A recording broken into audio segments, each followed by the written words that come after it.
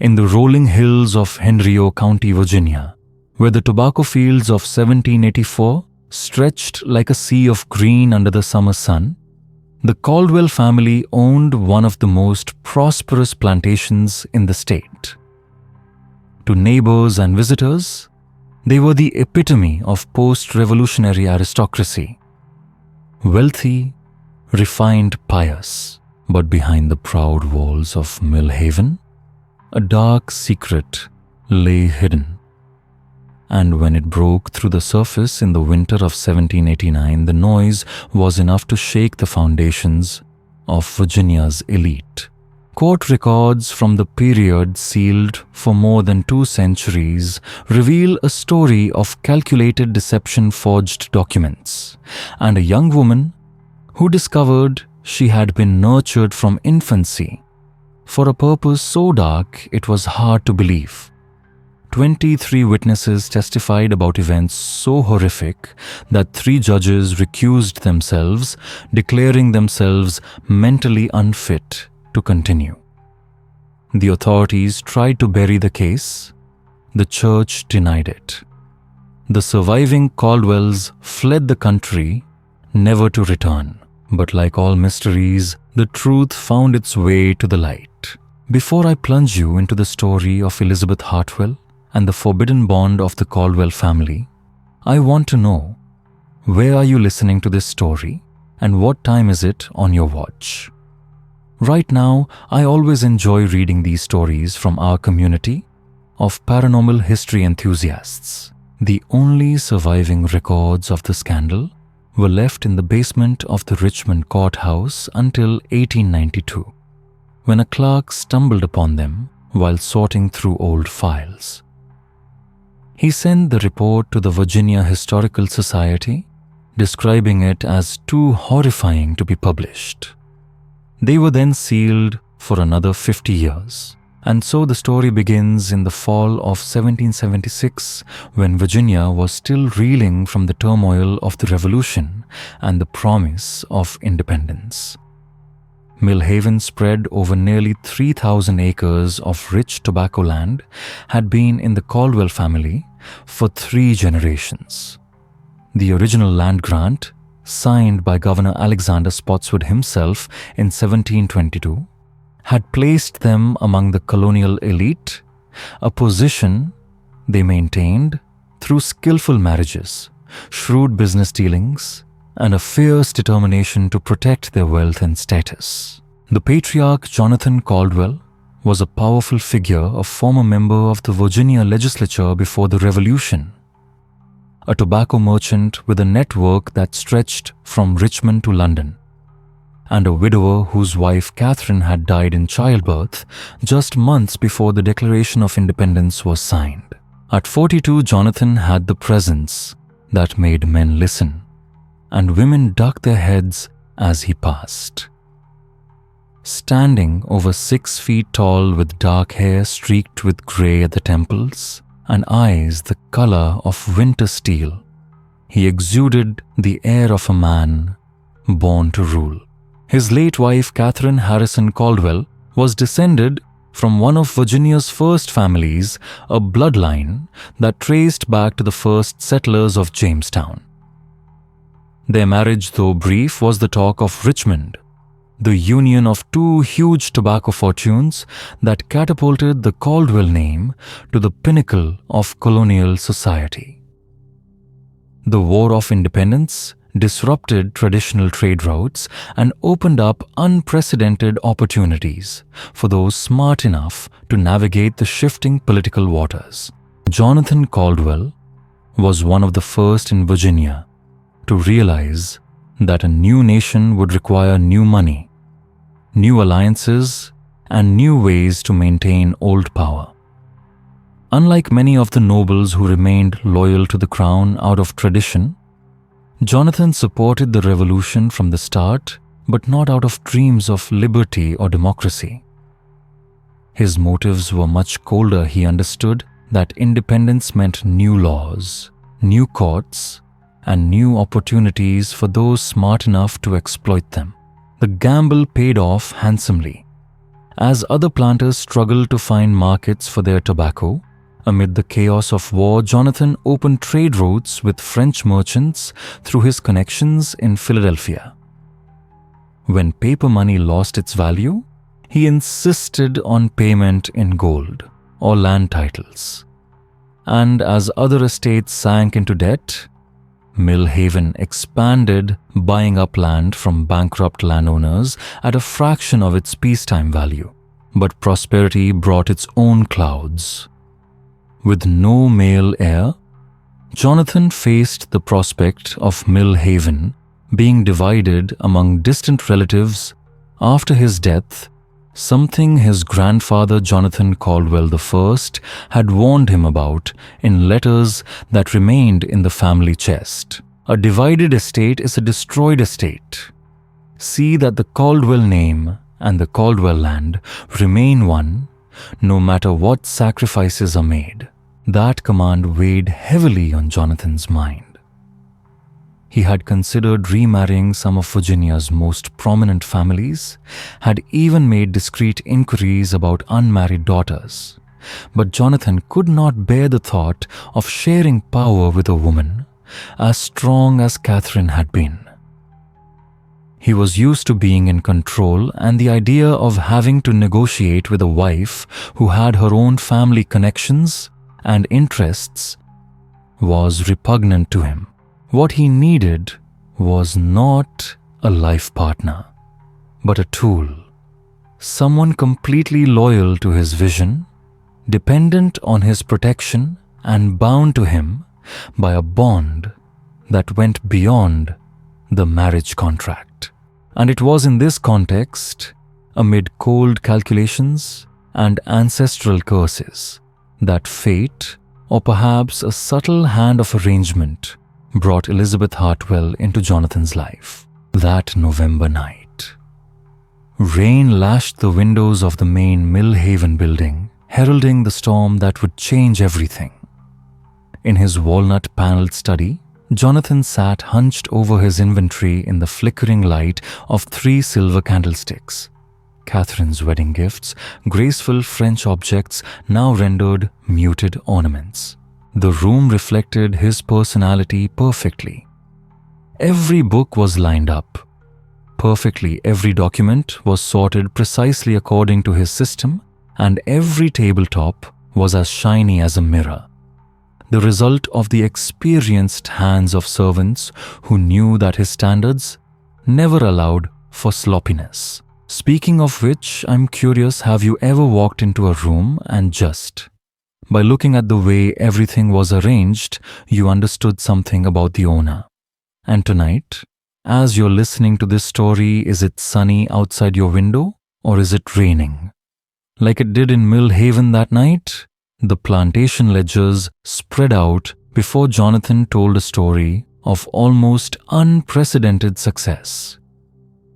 The tobacco crop that year had exceeded all predictions. New contracts with French merchants had been profitable beyond even the most optimistic estimates. Real estate investments in Richmond had been so profitable that Jonathan had become one of the richest men in Virginia. And yet, as the quill steadily moved across the paper, a nagging feeling gnawed at him. All this wealth would be for naught if he could not ensure that it would endure for generations. Near midnight, the lean, tanned figure of Samuel Bigham, the plantation manager, appeared in the doorway. 20 years of service to the Caldwells, first under Jonathan's father, now under him, had made Bigham's loyalty unquestionable. He had a gift for carrying out difficult orders without asking questions that would make his master uncomfortable. "Mr. Caldwell," Bigham's voice dropped, which caught Jonathan's attention immediately. "There's been an accident on Richmond Road. A carriage overturned in the storm. It seems someone of high society, sir." Jonathan put down his pen, deliberately, slowly. High society meant responsibility, But for someone like him, it sometimes meant opportunity. How far? About 2 miles, sir.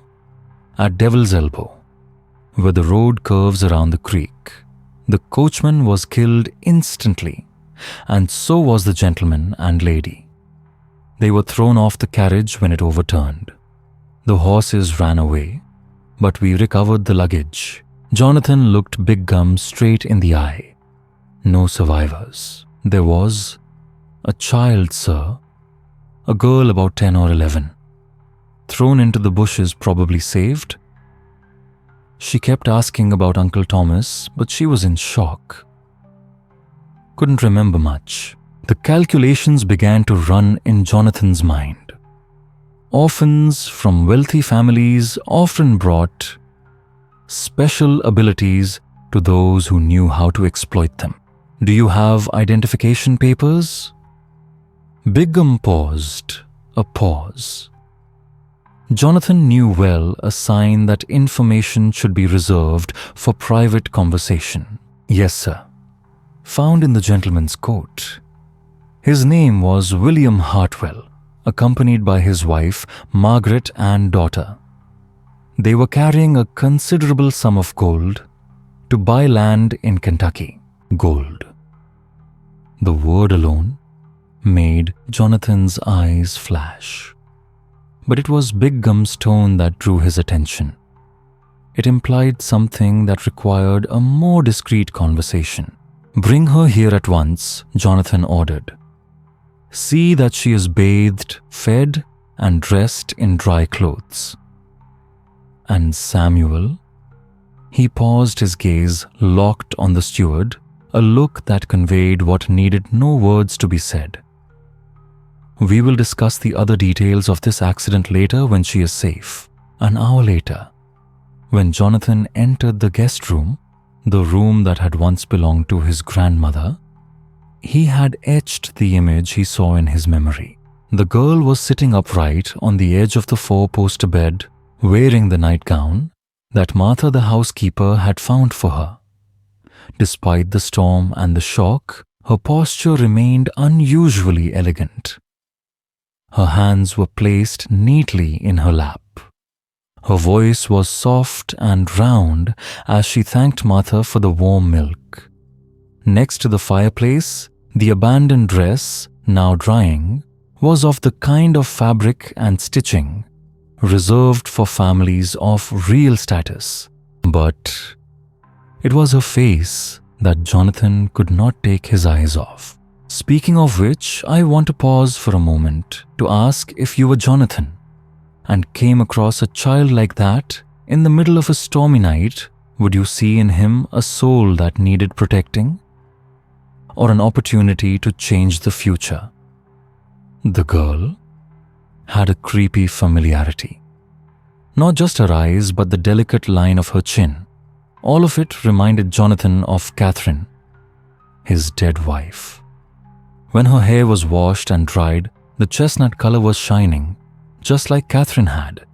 And when Elizabeth looked up, those deep brown eyes looked straight at him.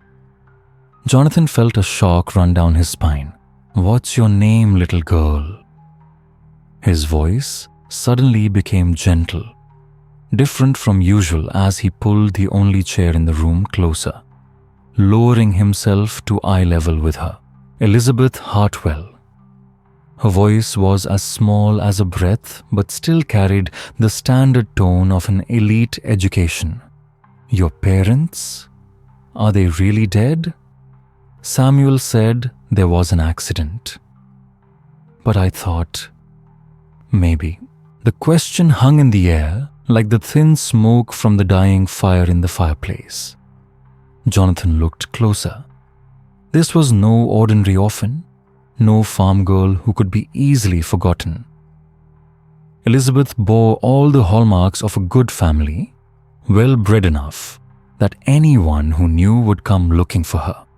But now she was alone, frightened, and at his mercy.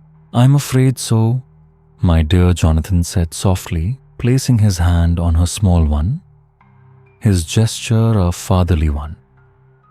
"But you're safe. Tomorrow I'll find out about that Uncle Thomas you mentioned. We'll find his family and make sure you're taken care of."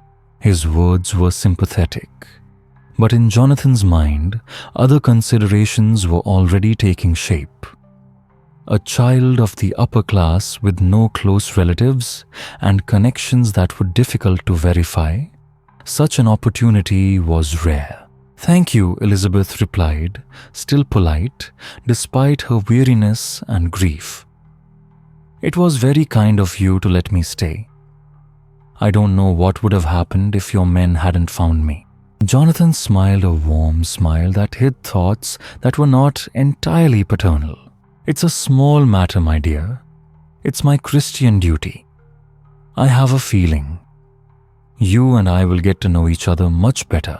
That night, as Elizabeth slept peacefully under Martha's watch, Jonathan and Samuel Bigham quietly descended into Mill Heaven's stone cellar, a place so secluded that all voices were swallowed up by the thick walls.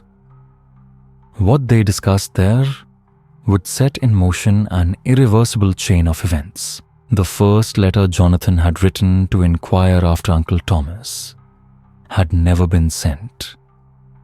Instead, it was locked in a drawer along with a sheaf of papers that told a very different story from what he had told his neighbors and the local authorities. Through careful investigation, Jonathan confirmed that William and Margaret Hartwell were indeed on their way to meet relatives in the Western Mountains when the accident occurred. But these relatives lived near the Kentucky border, a rugged remote area with few communications and months of travel.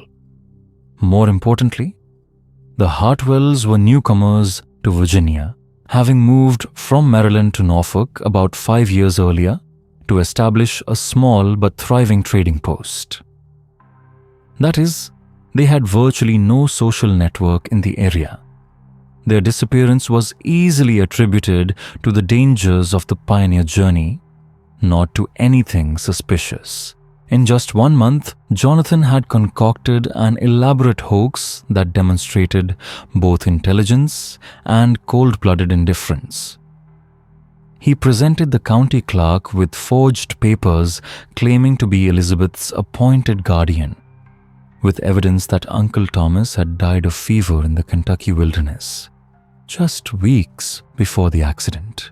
Speaking of which, let me ask you something. If these details were brought to court back then, what percentage of the chance do you think Jonathan would have been exposed? 10% or close to 0? The timing could not have been better. Tragic enough to stir sympathy, recent enough to explain why no one had been notified, and most useful of all, distant enough to make verification impossible. As Elizabeth's only surviving link to Virginia society, Jonathan graciously stepped forward to take her in as his ward, a gesture that burnished his image as a Christian gentleman while fitting perfectly into his private designs. The county clerk, still drowning in the bureaucratic wreckage left by the war and impressed by Jonathan's standing, accepted the forged documents without hesitation. Elizabeth Caldwell, on paper at least, was now secure beneath his guardianship. The change in her life came slowly, like the tide creeping in. Still reeling from her loss and confined to the seclusion of Mill Haven, Elizabeth learned to see Jonathan as her benefactor, the one fixed point in a world that had been violently overturned. He hired Miss Adelaide Fenwick, an unmarried gentlewoman from Richmond, to instruct her in the accomplishments befitting her birth. Her life became a careful balance of education and isolation, fine clothes, good books, and a household staff instructed to treat her with respect, yet never the freedom to stray too far from Jonathan's orbit. But simple guardianship was not the endgame. In the winter of 1778, Jonathan rode to Richmond for an errand that would set the keystone of his plan. Within the mahogany-paneled offices of his lawyer, Cornelius Vance, a man whose skill in the delicate matters of Virginia's elite was matched only by his ability to ask no inconvenient questions, Jonathan set about reshaping the law to suit his purposes. First came the adoption papers. Drafted with meticulous precision, they made Elizabeth legally his daughter, and in the absence of other heirs, the inheritor of Mill Haven. To any casual observer, it was the touching generosity of a childless widower toward a destitute orphan. Second came something far stranger. Vance prepared a marriage contract between Jonathan Caldwell of Mill Haven Estate and a young woman of suitable breeding and education to be determined at a future date. The wording was intentionally vague, the timing indefinite, the bride's name conspicuously absent. Vance, well paid and long practiced at such eccentric requests, signed off without protest. In Virginia's complex property law, such arrangements were not unheard of alliances forged years before the bride was even chosen. The adoption papers went straight to the county clerk's records. The marriage contract did not. It vanished into Vance's private files, waiting for a day Jonathan could already see coming. As the years passed, Elizabeth's education became almost an obsession. French with a private tutor, Latin with the local minister, mathematics, literature, and the social graces from Miss Fenwick, estate management by watching Martha's deft command of the household. Even the nuances of Virginia's rigid social codes were drilled into her until she carried herself like a mistress in training. She believed it was preparation for her own independence. Jonathan knew better. To the world beyond Mill Haven, Jonathan Caldwell's devotion to his adopted daughter was the very picture of propriety. Of course, he wanted her to marry well when she came of age, perhaps to a younger son of good family, in need of a wife with property, or to an ambitious merchant eager for a tie to the Caldwell name. His commitment to her education seemed admirable, his paternal affection touching, his plans entirely respectable. But there were other lessons, ones no visitor ever witnessed. They began so early, so quietly, that Elizabeth had no way to see their shape. Jonathan wove them into bedtime stories and dinner-time conversations. The sacred primacy of family loyalty. The biblical examples of unconventional unions that served God's higher purposes, the tales of patriarchs who secured their bloodlines through necessary arrangements. The Caldwell history became a constant refrain. Ancestors who had died defending their land. Forebears who had sacrificed for the survival of the estate. Every story ended with the same unspoken moral family above self always. And slowly, so slowly, Elizabeth came to understand her special role. She wasn't just his adopted daughter. She was the keystone in a grand design, the one who would secure the Caldwell legacy for generations yet unborn. Intelligent enough to manage its affairs. Beautiful enough to honor its name. Loyal enough to put the estate above her own heart. By 1782, at 16, she was a young woman of striking beauty and quick intelligence, yet untouched by the usual whirl of dances and courtships.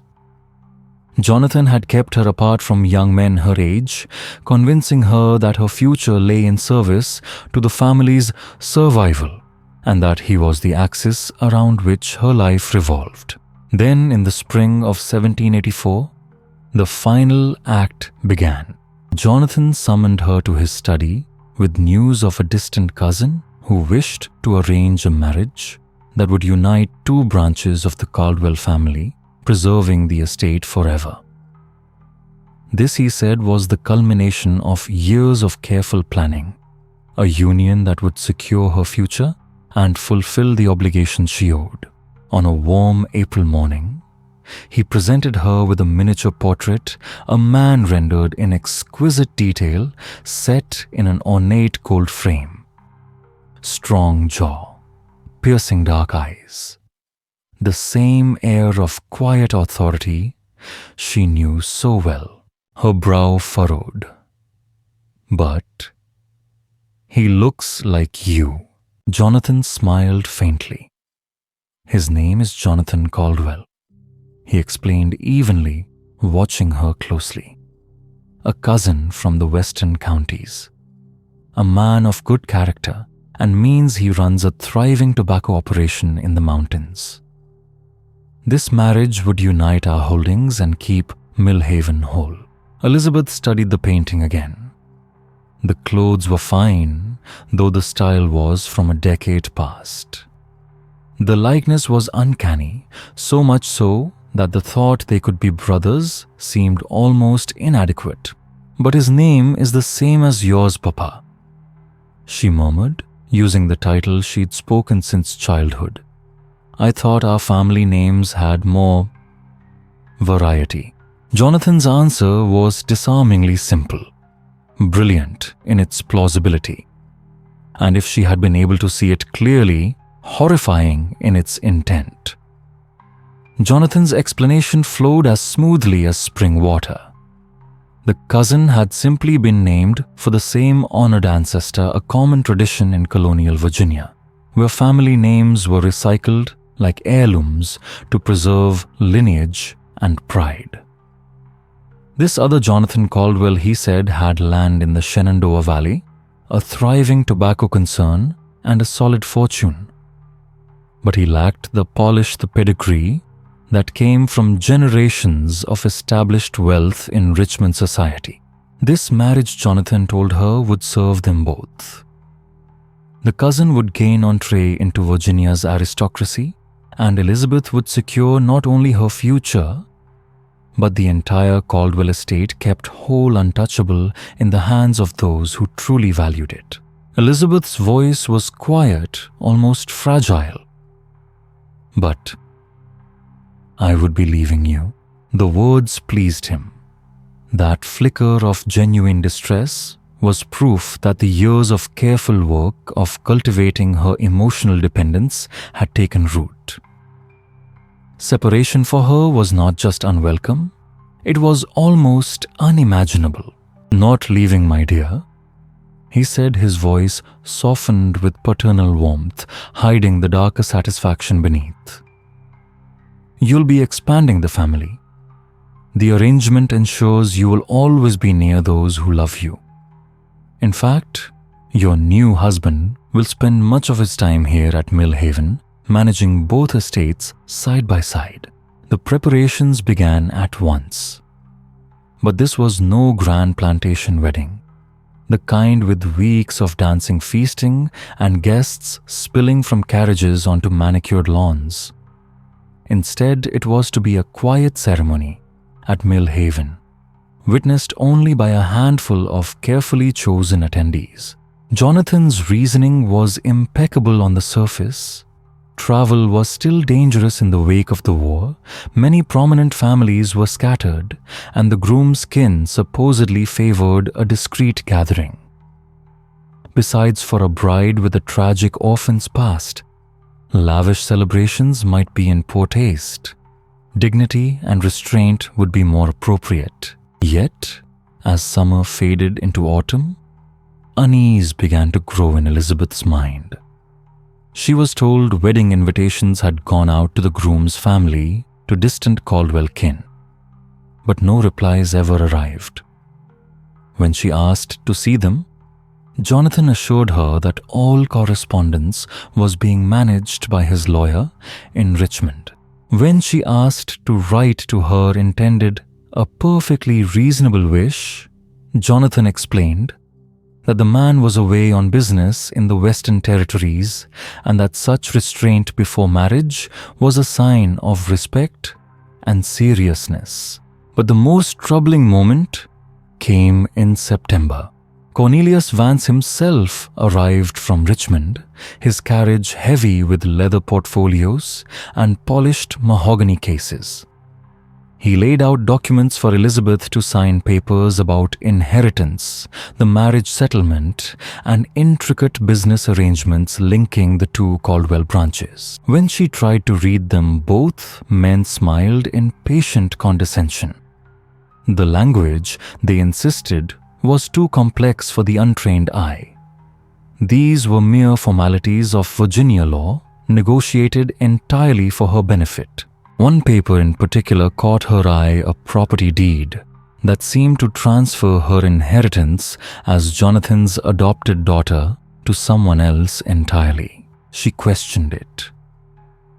Jonathan's answer was swift and rehearsed. Upon marriage, her legal status would shift from daughter to daughter-in-law within the Caldwell family, and the document simply reflected that. Her ultimate rights, he assured her, were unchanged. But Jonathan had perhaps underestimated her.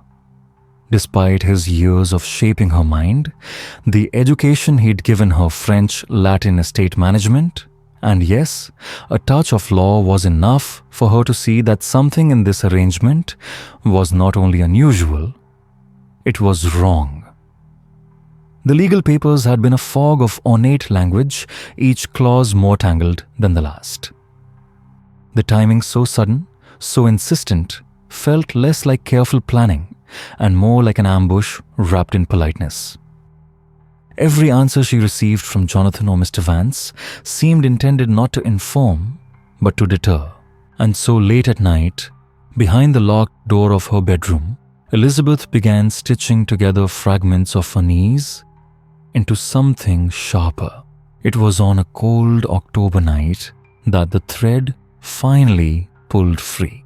Unable to sleep, her mind restless with wedding anxieties and an ache of unanswered questions, Elizabeth slipped from her room.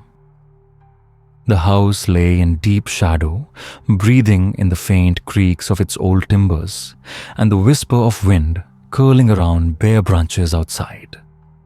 She meant only to fetch a book of poetry from Jonathan's study, assuming him long asleep. But he was not. By the golden tremor of 3 silver candelabra, she saw him seated at his desk, each paper in precise military order. The candlelight gilded the spines of leather-bound volumes and threw restless shadows over the stern faces in the family portraits, faces that seemed to watch her from the walls. And then she saw it. The miniature portrait of her intended husband lying open before Jonathan. Beside it, a small mirror tilted just so, allowing him to match his own reflection to the painted face. She froze, watched. With slow, deliberate movements, Jonathan adjusted his hair, softened his jaw, narrowed his eyes, practicing until the likeness was seamless. Elizabeth's breath caught. A dull roar of blood filled her ears. The resemblance she had once called uncanny was not a coincidence at all. It was exact, because there was no cousin. There never had been. Jonathan intended to marry her himself under a false name, hiding the truth behind the legal fiction of their father-daughter bond. In the days that followed, Elizabeth became a silent investigator, moving with care. She examined household correspondence during her lessons. With Miss Fenwick, leafed through stray papers while helping Martha with wedding arrangements. She found no letters from any Jonathan Caldwell of the Shenandoah Valley, only exchanges between Jonathan and Cornelius Vance, filled with phrases about special arrangements and absolute discretion. There were receipts from a Richmond portraitist for altering an existing miniature and bills for clothing. Men's clothing cut in a slightly different style, as though for someone trying to change who they were. The true break came when Jonathan was away in Richmond. The house bustled with afternoon chores, and Elizabeth seized her moment. A locked desk drawer yielded quickly to a hairpin, and the quiet patience she had learned from watching Martha repair stubborn hinges. Inside lay the proof, dark and undeniable. The original inquiry letters about her birth family, never sent. Forged guardianship papers granting Jonathan total control. Letters from the cousin, written in Jonathan's own hand, eager for a marriage that was nothing but fiction. And worst of all, notes, meticulous and grotesque, mapping out not just the wedding night, but the years to follow. And beneath it all, the marriage contract, the one that told her exactly what Jonathan had planned for her future. The contract was written in Vance's precise, elegant hand ink, so controlled it almost seemed smug. It named Jonathan Caldwell of Millhaven, Estate, Henrico County, as the groom, and Elizabeth Hartwell, his legally adopted daughter, as the bride. No cousin, no distant branch of the family. Only the truth written plainly in black and white that her adoptive father and her intended husband were one and the same. The words hit her like a wave of ice water, stealing her breath. Sitting in Jonathan's own chair, she felt her body tremble. Every kindness he had ever shown her, every gentle word, every hour of patient instruction was no accident.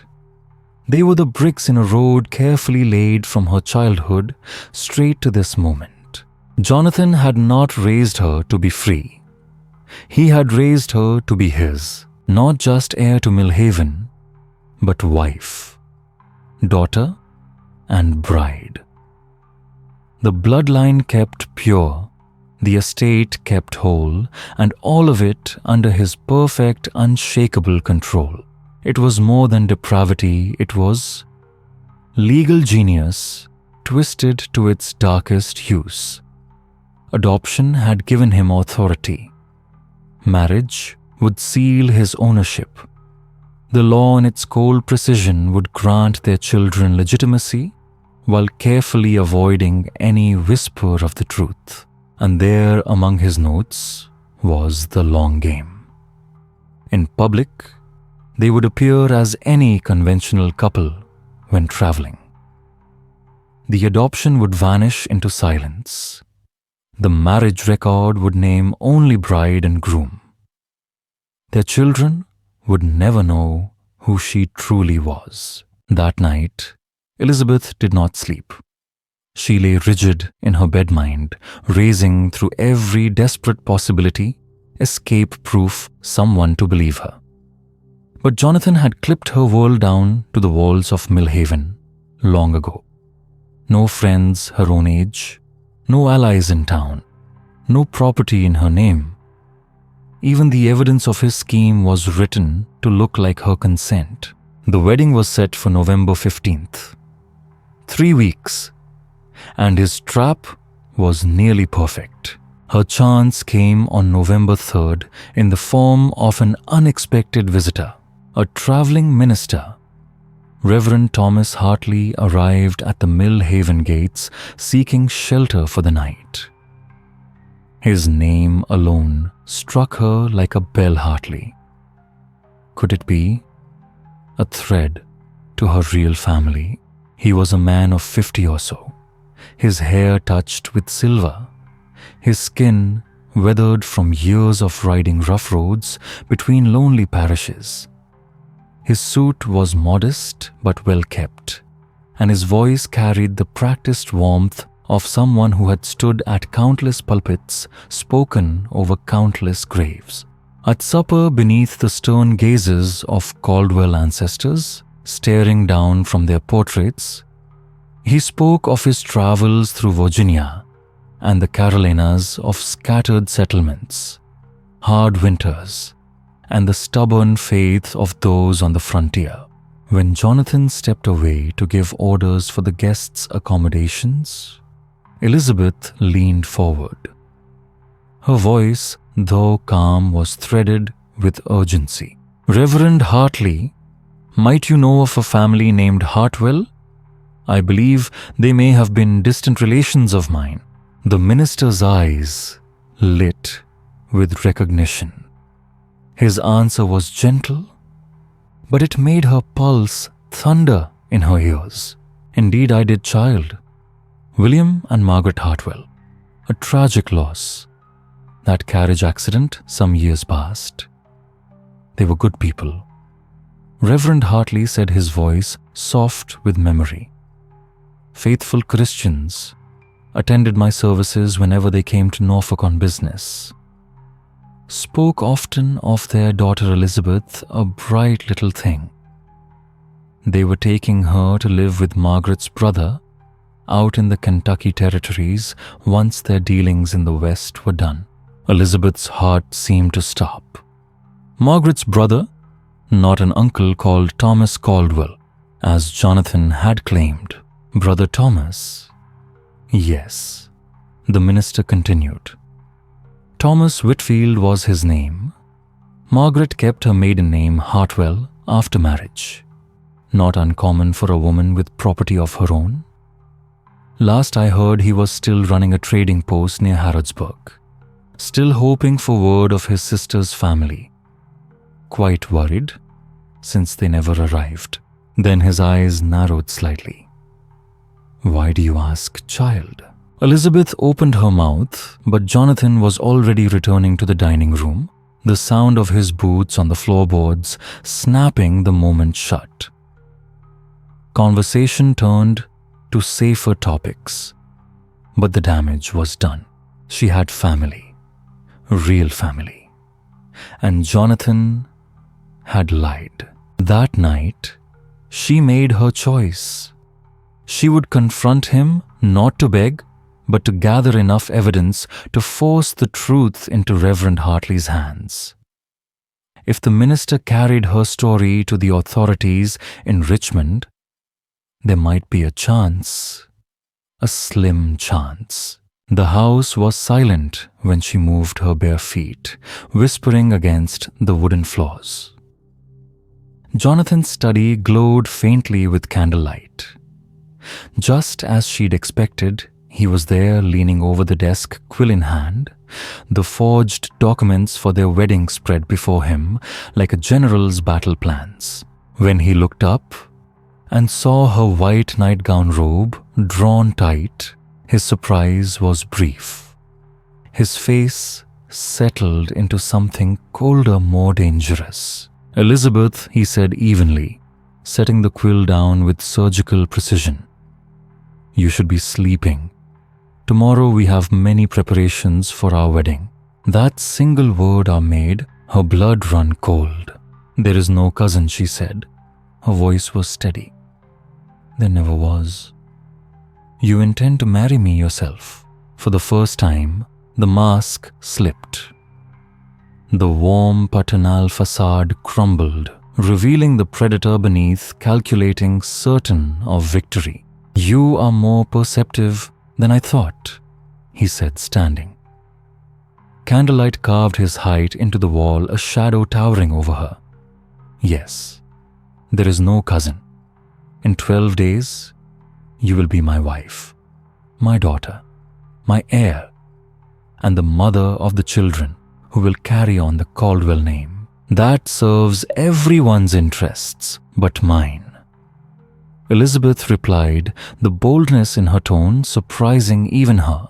His smile was thin, glacial. "Your interests are my interests, Elizabeth. They have been since the night I found you alone on the Richmond Road. Did you think that was chance, that I raised you out of charity?" Something in his tone made her stomach twist. "The carriage accident," she whispered. "You knew about it." Jonathan's eyes gleamed in the candlelight. "I arranged it. Your parents were traveling with a considerable sum for land in Kentucky. My men were told to weigh the carriage and take the funds. But you..." His gaze traveled over her slowly. You were an unexpected bonus. You looked so remarkably like my dear Catherine. I knew Providence had given me something far greater than gold. The air in the room seemed to vanish. Her parents' deaths were no accident. They were murdered on his orders, and she had been living for 13 years in the house of the man who had killed them. The law will not permit this, Elizabeth said. Even as the words left her lips, she knew they were paper thin in a world where women were little more than legal shadows of their male relatives. Jonathan's laugh filled the study, rich, amused, and echoing off shelves of law books like the punchline to a cruel joke. The law, my dear, is whatever men like me choose to make it. You are legally my daughter, under my absolute authority until marriage. Then you will be my wife, still under my authority. The documents are signed, witnessed by men of the highest respect, filed with the proper courts. Virginia cannot touch us. He stepped closer. The scent of brandy clung to him. His eyes glinted with the smug satisfaction of a man who believed he had already won. You have nowhere to go, Elizabeth. No one to help you. Your precious Uncle Thomas thinks you died with your parents. You have no friends, no money, no proof of who you are. Even if you escaped Millhaven, you'd starve before anyone believed you. But Jonathan had miscalculated. He had forgotten that desperation sharpened by 13 years of observation and education could cut deeper than any blade. Elizabeth had studied him, learned his rhythms, his weaknesses. And his greatest flaw was the one thing he cherished most, his own pride. You're right, she said, letting her shoulders sag, her voice low. I have no choice but to accept what you've planned. But how did you know my parents would be on that road with so much money? How could anyone arrange such a perfect ambush? Jonathan leaned back, the corners of his mouth curling upward. Like so many criminals intoxicated by their own brilliance, he couldn't resist the chance to boast. Your father was a fool, he began. Spoke too freely in Norfolk taverns about his Kentucky land purchase. It was child's play to learn his route and the gold he'd carry. The rest was simply a matter of planning. Elizabeth memorized every detail. She had no weapon, no strength to match his, but upstairs slept one witness, a man of the cloth whose word would carry weight in any court. What followed would be whispered about in Henrico County. For decades, half justice, half divine providence. On the morning of November 15th, 1789, Millhaven awoke to the day that would destroy the Caldwell name forever. For 12 days, Elizabeth had feigned submission, using every moment to prepare. She moved through the house with quiet precision, collecting evidence: the forged guardianship, papers, the fictional cousin's letters, the accounts that paid the men who'd attacked her parents, and most damning, Jonathan's own notes outlining his plans for their marriage and future children. But papers alone would not fell a man like Jonathan. She needed witnesses, powerful ones, the perfect stage, the wedding itself. The great hall of Millhaven was filled with Virginia's finest magistrates planters, their jeweled wives. Reverend Charles Peaton, dignified and silver-haired, presided over what seemed a respectable, if unusual, union between guardian and ward. Elizabeth stood in an ivory silk gown, Jonathan's late wife's dress, altered to fit her. Pearls gleamed in her hair, catching the candlelight. She looked pale but composed, a dutiful bride. Jonathan, in midnight blue coat and pristine white stock, radiated confidence. To the crowd, this was simply another plantation wedding. They had no idea the ceremony they were witnessing was about to become something else entirely. The great hall shimmered with candlelight, the air warm with the scent of beeswax and crushed petals. The bride was beautiful. The groom was wealthy. To the gathered eyes of Virginia's elite, the match was practical, respectable, one more link in the chain of marriages that bound plantations, fortunes, and reputations together.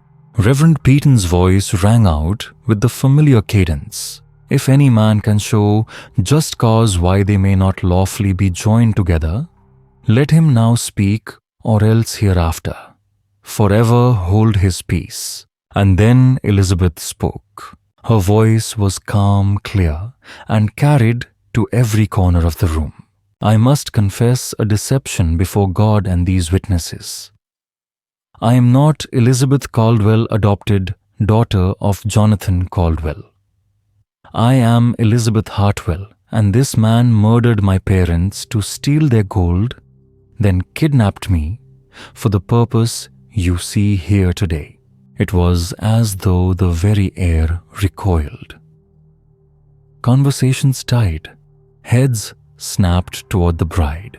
Jonathan's hand shot out, his voice smooth and oily, claiming she was overcome with bridal nerves, that old condescending excuse for silencing a woman's truth. But Elizabeth had come armed not just with words, but with evidence. She handed Reverend Peaton a bundle of documents. Ink, still sharp signatures forged, but expertly imitated, proof no man in that hall could wave away as female hysteria. The minister's hands trembled as he passed them to others. Magistrates leaned in, scanning every page with professional precision. Forged adoption papers, correspondence in Jonathan's own handwriting, plotting her parents' murder. Ledgers showing payments to hired killers. Notes detailing his calculated grooming of her since childhood. And then one last blow. There is one more crime, Elizabeth said, steady as stone. Catherine Caldwell. Jonathan's first wife did not die in childbirth. I found her diary and letters from Dr. Marcus Fleming describing symptoms consistent with arsenic poisoning. She was murdered because she discovered his affairs and threatened to expose him. The gasp that followed was not polite society's theatrical shock, it was raw disbelief turned to fury. 3 magistrates present rose to their feet. The wedding dissolved into a courtroom. Jonathan Caldwell, a man once untouchable, was placed under arrest. Before the same neighbors who had toasted him, danced in his hall and trusted his word.